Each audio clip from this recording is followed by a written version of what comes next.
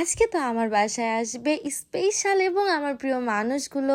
এই কারণে তো আমি আজকে অনেক অনেক অনেক বেশি খুশি। আমার প্রিয় আর স্পেশাল মানুষরা তাদের আবদার ছিল তারা নাকি চাউলের রুটি এবং দেশি মুরগির মাংস খাবে। তাদের আবদার রাখতেই তো এই যে চাউলের রুটি বানাচ্ছিলাম আর বানাচ্ছিলাম গরম গরম রুটি। আর এই পাশে রান্না হচ্ছিল মাংস, মায়ের হাতের রান্না বলে কথা। মাংসের কালার আর স্মেল দুটাই ছিল অ্যামেজিং। রান্না তো প্রায় শেষের দিকে, অলরেডি মুরগির মাংস, ডিম ভুনা, মাছ এবং পোলাও রান্না কমপ্লিট। আমার প্রিয় মানুষগুলো প্রথমবারের মতো আমার বাসায় আসবে, তাদের জন্য একটু স্পেশাল করে রান্না না করলে হয়? আমার বাসায় আমার প্রিয় মানুষগুলো আসবে, তার মধ্যে যদি আমার ময়না পাখিটাই না আসে তাহলে তো কোনো আনন্দই হবে না। এই যে দেখছেন দুই টুনটুনি পাখি, আমার ময়না পাখি আর আমার ভাই সবাই চলে এসেছে। সবাইকে দেখে তো আমার অনেক বেশি ভালো লাগছে। বিশেষ করে ভালো লাগছিল ভাইয়া তো প্রথমবারের মতো আমার বাসায় আসলো। ময়না পাখিটা এত কষ্ট করে এসেও তাকে আমি একদমই শান্তি দেইনি। তাকে তো আমি নাস্তা রেডি করার কাজে লাগিয়ে দিয়েছি। অলরেডি আমার ময়নাটার সাথে তো আমি ঝামেলা করতেছিলাম, কেননা তার আসার কথা ছিল